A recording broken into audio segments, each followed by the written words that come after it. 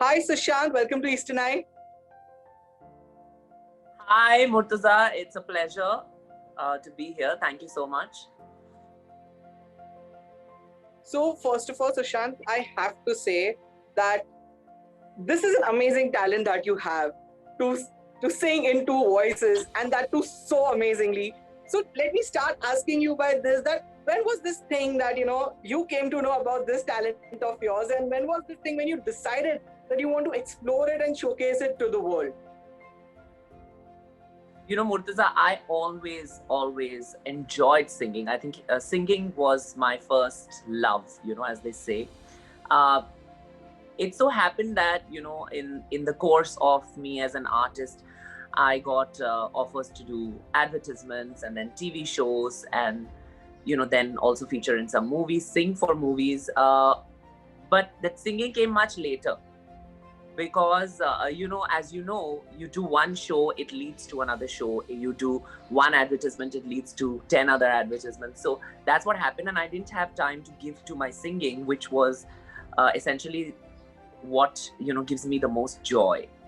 And then in I think 2016, after I went on Bigg Boss, which is one of India's most watched reality television shows. So, and then I went on to Bigg Boss in 2014 after I won Mr. Gay India, and then I went for Mr. Gay World, represented India in Italy, in Rome. And I came back and I got a call from Endemol and Colors Television, and they said that we want you to come for a meeting. Now, I was 23, so I was very scared, and my then PR and my team, they were like, we think this is for Bigg Boss. And I was like very scared. I was like, oh God, not Bigg Boss. I don't know how I'll do, because I was so scared. You hear such stories, because my friends were in Bigg Boss and they said, they don't get proper food. You have to cook your own food. There are too many fights, people say what not. And, you have to kind of keep your calm and stuff. I said, oh God, I was like, am I too young to do this? And turned out that I was one of the youngest born male contestants in the history of the back then I used to identify as only male. You're right, now I'm gender fluid. So and so the thing is that I went there and I did all of that and stuff. And then when I was sort of saturated. After that, I kind of also hosted my own show on television and stuff. And then I was like, okay, I'm not getting good scripts. I wasn't getting scripts that showed a queer artist in a positive light. I got shows which were showing me like, the funny person, or, they were making fun of the queer character, about my gender identity, about the orientation. And I was like, I don't want to do this. It's so demeaning. Then I took a break and I started concentrating on my first love. And I went back to singing and started doing a lot of live shows. And that's when, the passion for music reignited, and the rest is history. Her story, their story, Their story. Right. So when you came into Saregama, I still remember that performance of yours on the song "Monica, Oh My Darling," which had actually become a rage on social media at that time. So how has life changed after being a part of a singing reality show? Not a Bigg Boss thing, but a singing reality show. How has changed your life as a singer after that show? Murtaza, you will be surprised that, I went on that year. I'll tell you why. Because I think the reality shows which were talent-based, they wanted to have representation from the LGBT community, because Section 377 was repealed in 2018. Yeah. 18. 2018. And, 18. because of yes. Yeah, because of which then people were like, let's get people from the community. Because see, till then they were also a little like scared, because they're conservative channels. If you realize, ZTV, Sony, Star Plus, they've been around for 20, 30 years. Colors, on the other hand, was a little more unconventional. They were younger. They were like, only about 7-8 years in the business. So now, of course, it's more than that. But, when I went on Bigg Boss, and From the first season, they used to have contestants from the community. But a talent-based show, they took a chance and said that why don't we celebrate talent from within the queer community? And that year, I got a call from 3 channels for 3 different reality shows for my singing. And I chose to go with Saregamapa because, first of all, Saregamapa is a singer stage. It's a performer stage. It's one of the not one of the, it's the oldest reality singing show in the world. And then you came, there were other franchisees that were introduced in our country. So I said, to pay if I'm getting back on television in 2018, I got back on television. I said, I have to do it as Rani Kohinoor, not as Sushant, because people had not seen Rani. People didn't know what drag was. So I wanted to put drag in the mainstream, And so I turned my back and, and I, so when I came on stage, everybody thought, I'm some already established singer. That's what even Shekhar sir said, that, we thought it's someone like, maybe someone has come to just like surprise us. And I was like, no, I've come here to compete, to win, and, to show my talent to the world. And it was a very beautiful experience for me because everybody judged me on the basis of my singing and not my gender and my orientation. So I thought that was something everybody could take lesson from, So I thought that was great. That exposure was great. That experience was great. I met a couple of wonderful people who till date mentor me. I really respect them. And so it was amazing. And till now also, just very recently during the lockdown, 3 of my other videos also got like very viral. And I was like, oh my God, it's happening after 2 years. So, they say sabr ka phal meetha hota hai in Hindi, you have to be patient. And I think I've been in the industry for now, this is my 15th year in the entertainment industry. And, it's a process. I think that everybody gets their due. I think you have to wait for it. Keep working hard. That's what I've been doing. Every day I hustle. I wake up and I hustle, So, yeah.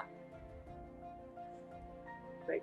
So, as you said that, after 2018, people in reality shows, mainly they wanted people to, come and represent the community.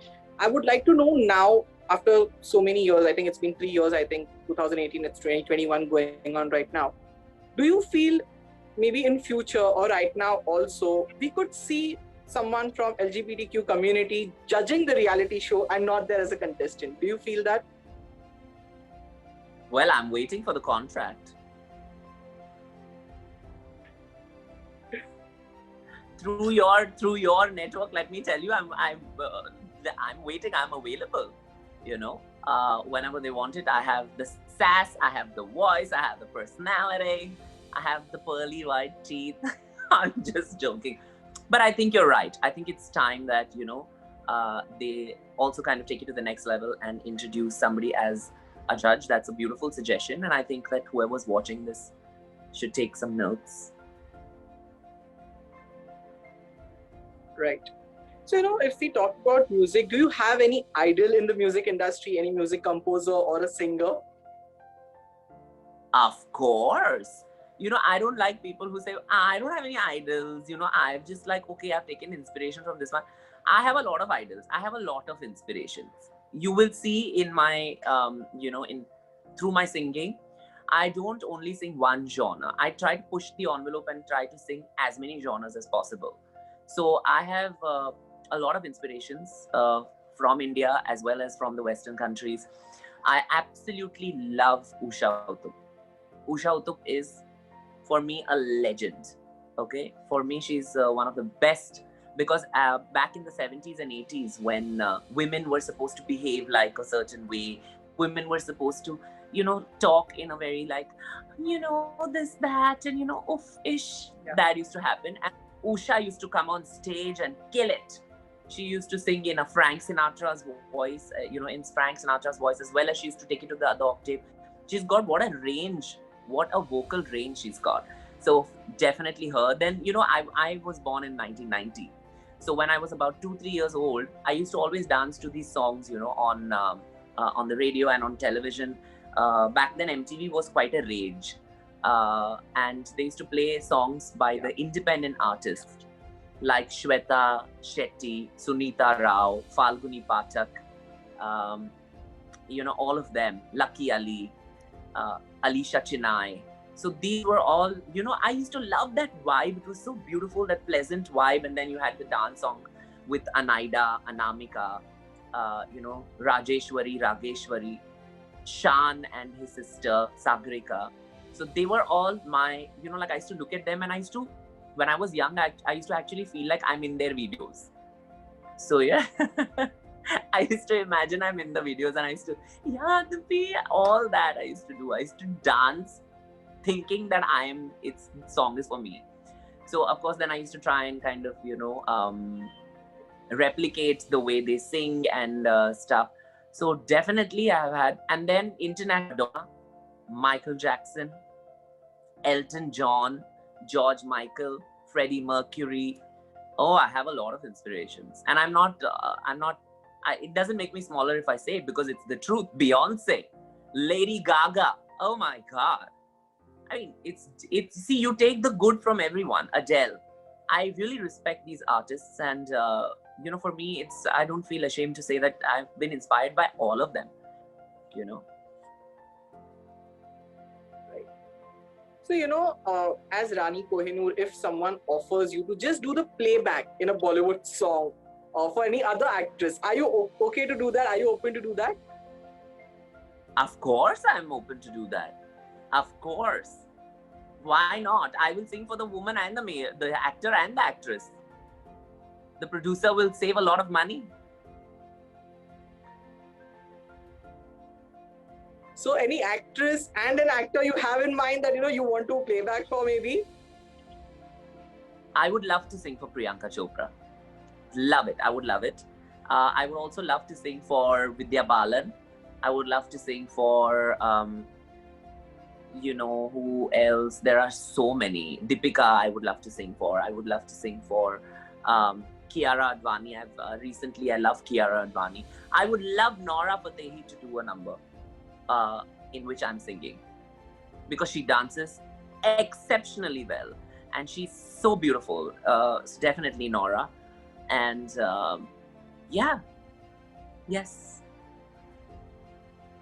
And actor, definitely Ranveer Singh, definitely. Rajkumar Rao, I would like to sing for. I would love to sing for Vicky Kaushal, Ayushmann Khurrana, definitely.